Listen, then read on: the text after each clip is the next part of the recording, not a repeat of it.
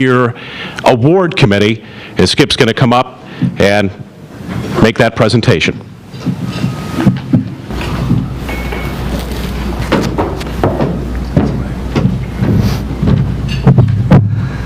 Thank you, Brian, and thank you, Michelle, again for your sponsorship. Jane, thank you and the Chamber for this opportunity to recognize small business excellence. I always love this because I never get a crowd like this anywhere else.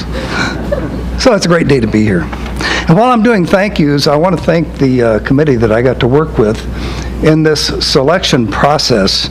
I'll tell you a little more about that a little later, but if you would please, committee, when I call your name, please stand, and if the audience doesn't mind, please hold your applause until they're all up. Brenda Vandermeulen. Okay, Jerry Tonini, Todd Whiteman. There is one here, thank you. Hans Mulder, Mike Lozon, Alpha Mansoray, and Michael Hill. Alpha's in the back. Thank you all for what you've done.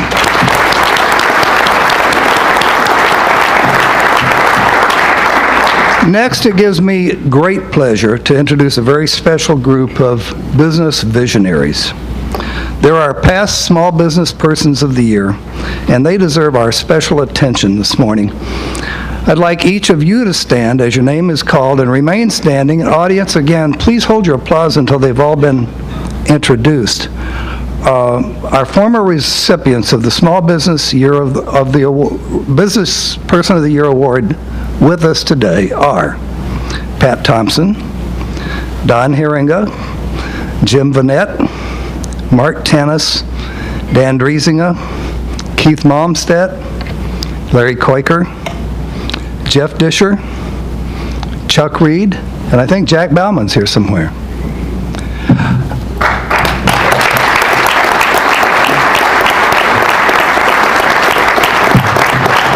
These folks represent the best in American business, in my opinion.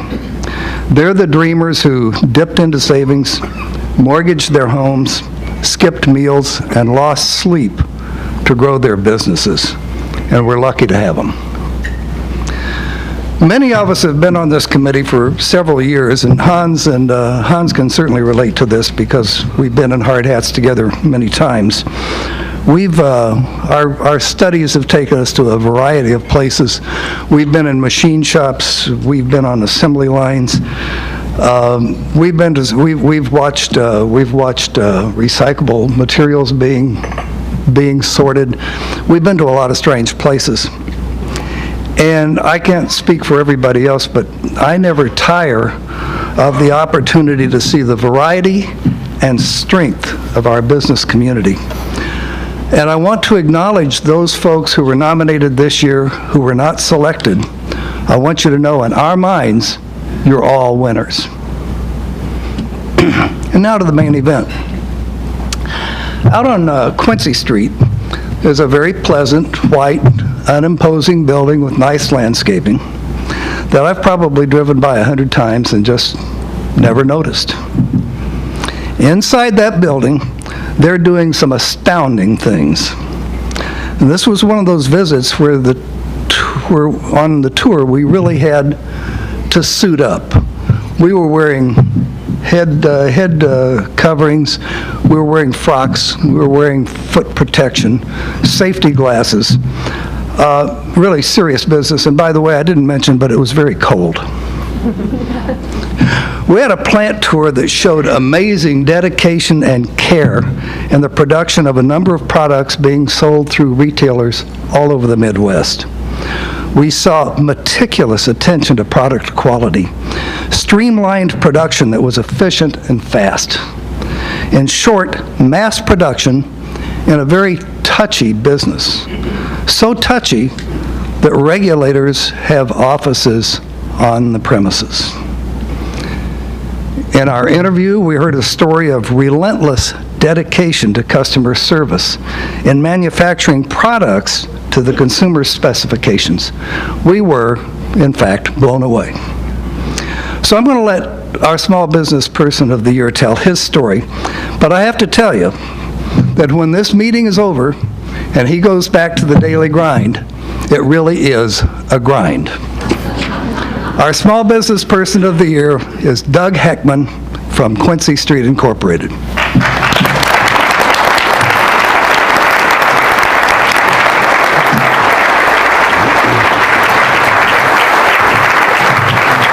much. Appreciate it. Appreciate it.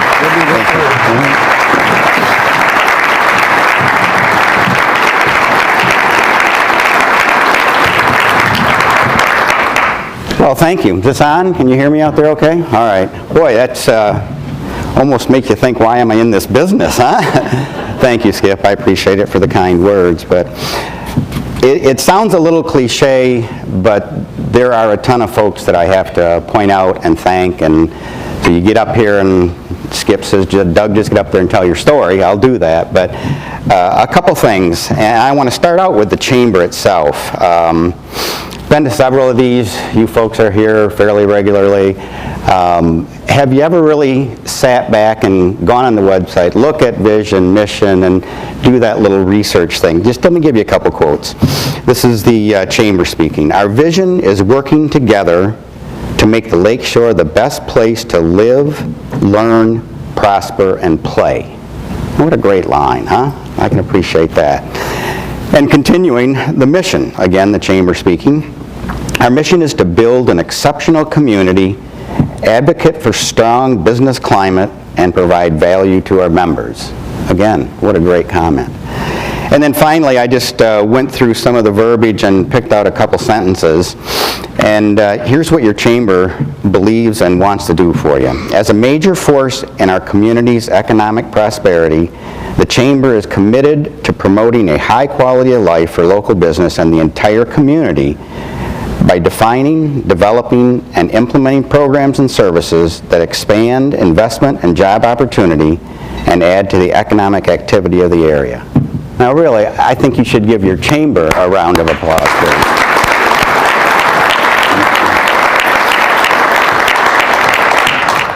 So thanks again for what they're doing. Again, this is a great honor. I was talking to somebody earlier, and I speak in front of crowds often, so that's not the deal, but rarely do I get up and talk about myself. It seems a little self-serving, but anyway.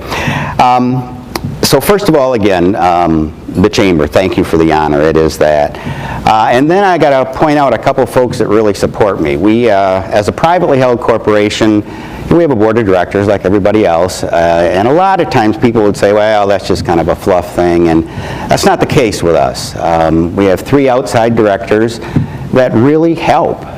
They bring wisdom and guidance. They may not be in the pork business, but they bring some real community information and really helps us as a management team. So 3 outside directors, Steve Moss, Marge Moss, and Dr. Dave Myers. So you guys are awesome. I appreciate everything you do for me, so for us as a team. And then we have 3 inside directors, 2 other than myself, and that's Phil Holtrup, our CFO, and Doug Miller, our COO. So that's, again, guys, we couldn't do it without you. And then sitting in, yeah, give them a hand.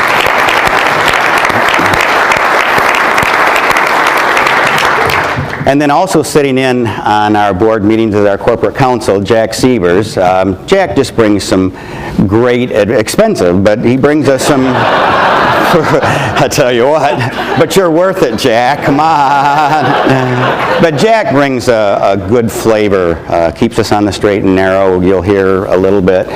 We are an ethical company, and so we appreciate that. So that's just a cool deal. Again, thank you, folks. And then my lovely wife.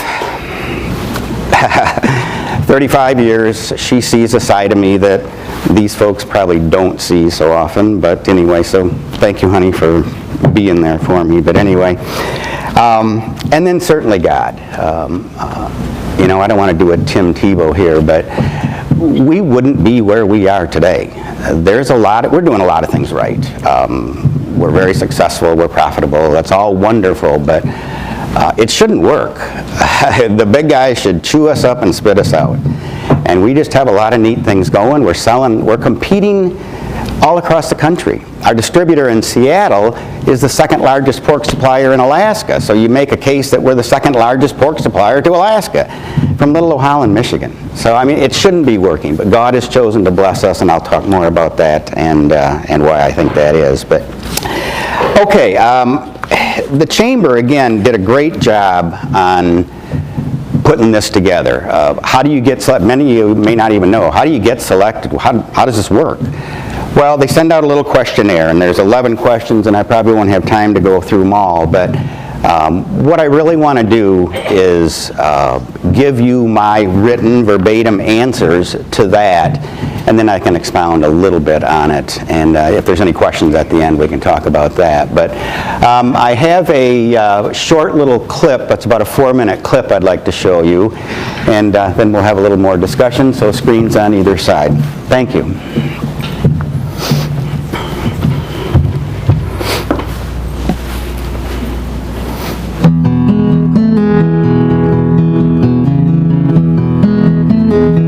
The traditional holiday ham your whole family enjoys, to the pork toppings on your favorite pizza.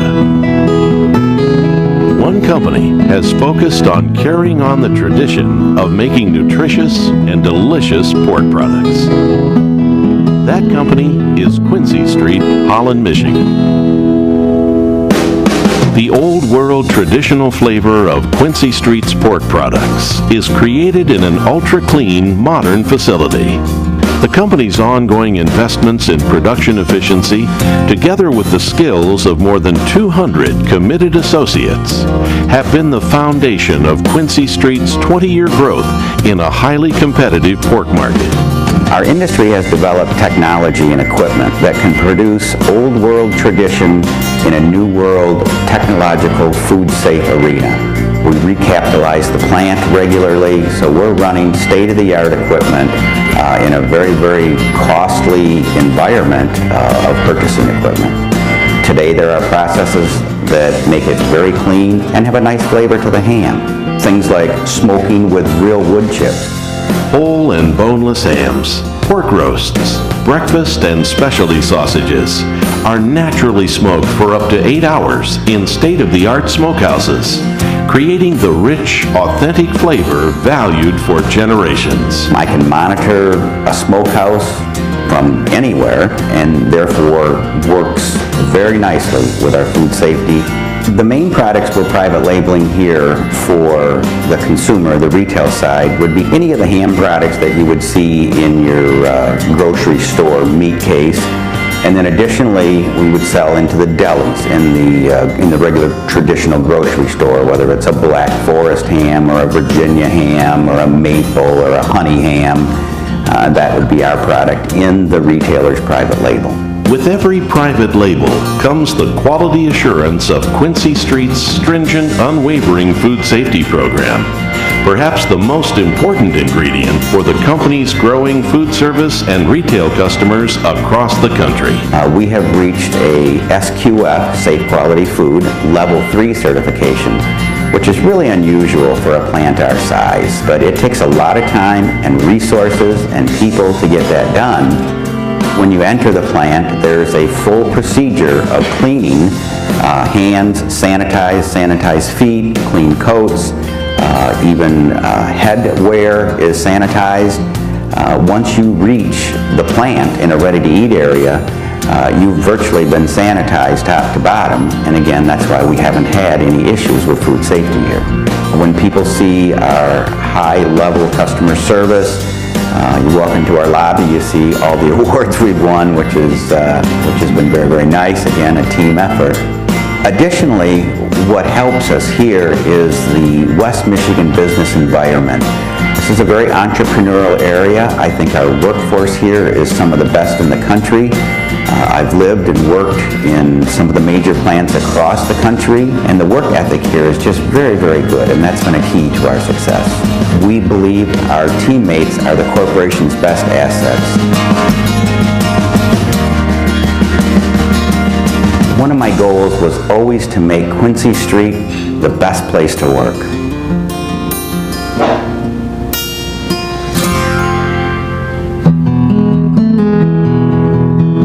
Part of the gratification identification of this business is that we're building traditional food, spiral hams, regular hams, Black Forest hams that are traditionally eaten as a family.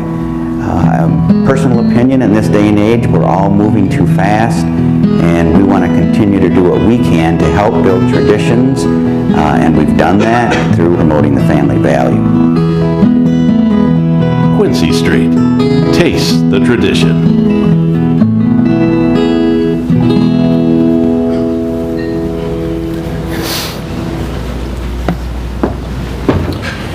Gives you a little bit of an idea of what we do there. The meat business is a tough business, highly regulated, but you choose to be in it, so you do that. But okay, with a couple remaining minutes, this is the weird part for me, where Skip said, "Tell your story, Doug. How'd you get here?" So I guess I'll spend a minute on that, and then a couple points on the questionnaire. I'm a West Michigan boy. Holland Christian, Calvin, Michigan State. Bruce and I were in the same class together. He was this little troublemaker from Zeeland, but Bruce and I, same class at school. So actually finished up at Michigan State. I'm with their ag program, which is very, very strong. So always wanted to be in the food business. Meanwhile, growing up as a kid, our whole family was pilots. So I became a pilot, got my license on my 16th and 17th birthday, and went into flying for Tulip City. So I'm obviously a huge advocate of what Bruce was talking about. Started as a charter pilot, started flying Prince people around up and back to Detroit and sit all day, and for many of the other corporations in Holland. Started a charter service, not in competition with Tulip City, but there was 5 companies that owned 2 airplanes, and I became their corporate pilot. Well, so how'd you get from flying to the meat business? Well, one of the companies was Henry House. You remember Henry House. Great company, good people. The Evers family wanted to get out, so they sold. We sold the Holly Farms at that time, and then Tyson bought all the Holly Farms and immediately goofed it all up. So they closed. So then here I'm a young man, and now what do we do? Got recruited to Wichita, Kansas, which is where I met Doug Miller, for Cargill, XL, great company. Still, I think, the largest privately held company in the country. The year I left, they were $72 billion in sales with a $900 million pre-tax and a $1.4 billion cash flow or something. So I mean, it's just this astronomical company, just very, very successful. Well, one day the phone rings, and it's some folks from Holland. And 2 seconds on Wichita, I'll digress real quickly why Holland was so attractive and what I mean by the West Michigan work ethic. Moved to Kansas to do that whole deal. We helped a church get started. Shar was our church secretary, and Doug Miller and I led worship. And so, I mean, it was a whole experience. But we moved in July so we could get the kids in school that fall.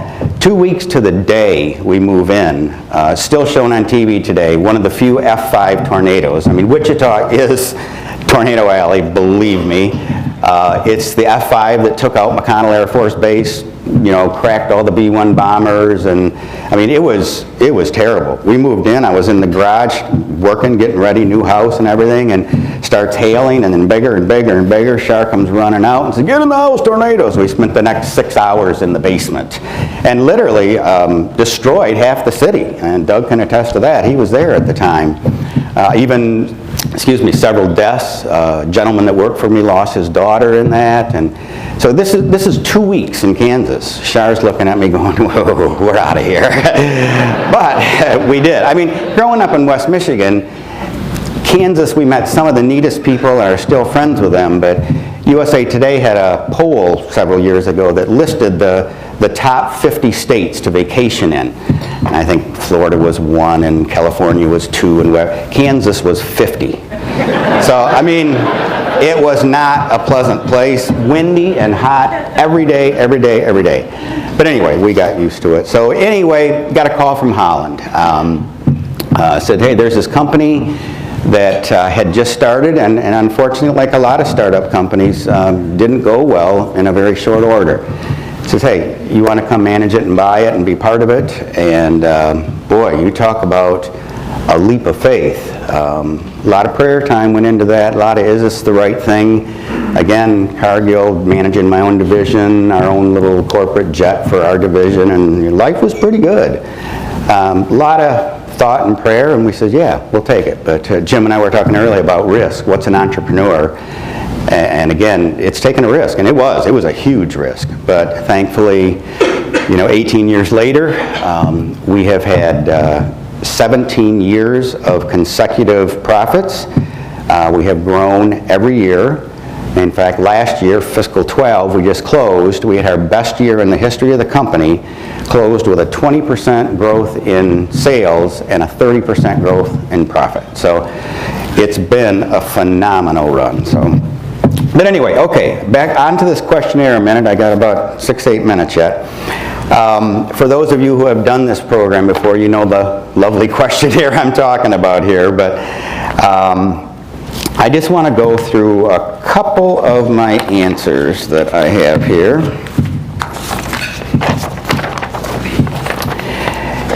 Well, I'll have to pick just a couple.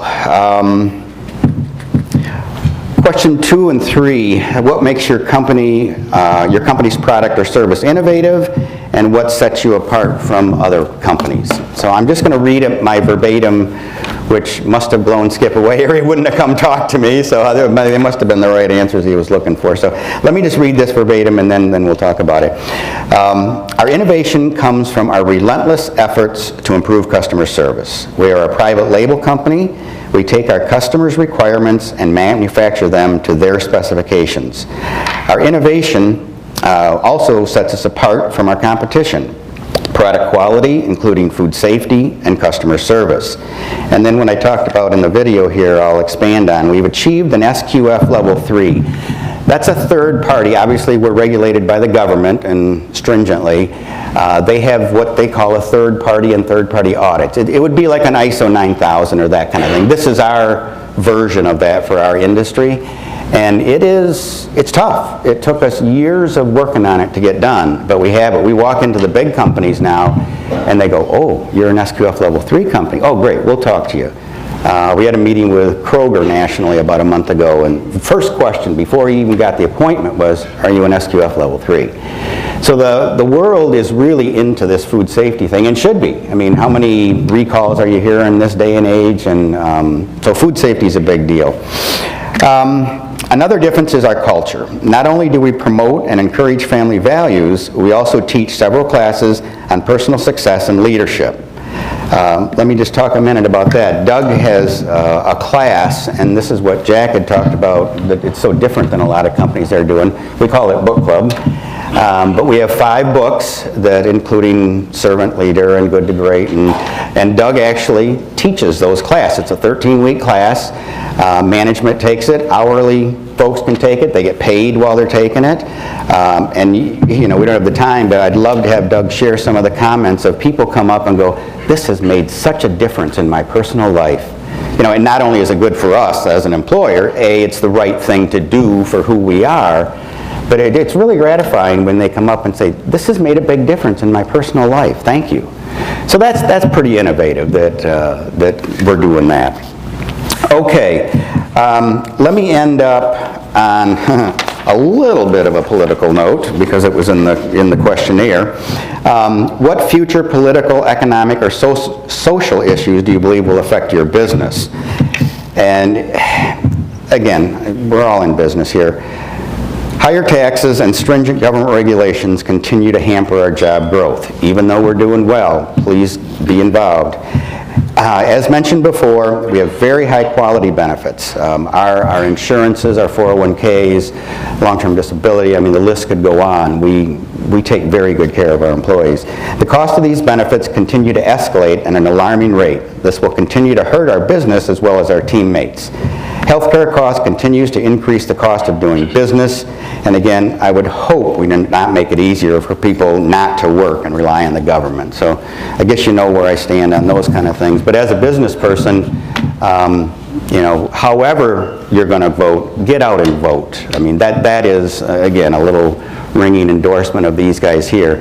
I'm not telling you how to vote or anything, but do exercise your right and your duty. But okay, and then finally, their question number 10 was, describe your participation in civic and community organizations and associations. Quincy Street is a tithing company. We have tithed since $1. That's just what I believe in. It's what we do. And by the way, we tithe pre-tax, not after-tax. It just depends whether you want God to bless your pre-tax or after-tax. So, I mean, I remember we had a discussion, Phil smiles and he lines right up with me, but I mean, it's what we're taught to do. And I could give you a whole nother talk on testing God, where he says, test us, you know, give back to me, test me. And he has blessed us. Again, this shouldn't have worked like it's working, and this is all from God. So, but then, and they wanted to know where, what, and all that. I'll digress a little bit. After Sharon and I got married, we had 2 lovely daughters. One is here today, Lindsay. Both master degreed, both just out doing the right thing. Lindsay, a little selfish plug for Habitat for Humanity. Lindsay's the business manager of Habitat for Humanity, so obviously I support that. So where else? What do I personally support? Ridgepoint Community Church is my home church, and I'm past chair of the board there, so they're obviously a big thing for me.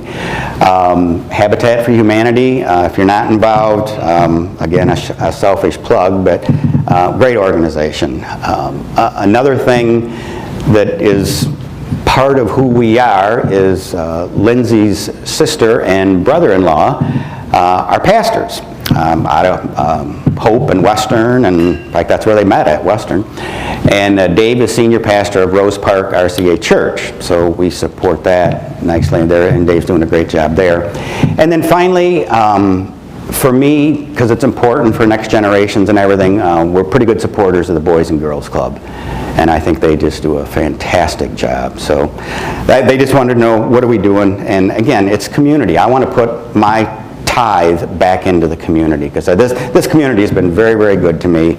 Having lived, I don't know how many of you are not from here or have lived away or whatever, we have it very good here. We really, really do, and a lot to be thankful for. So, but anyway, 1 minute. See, right on time.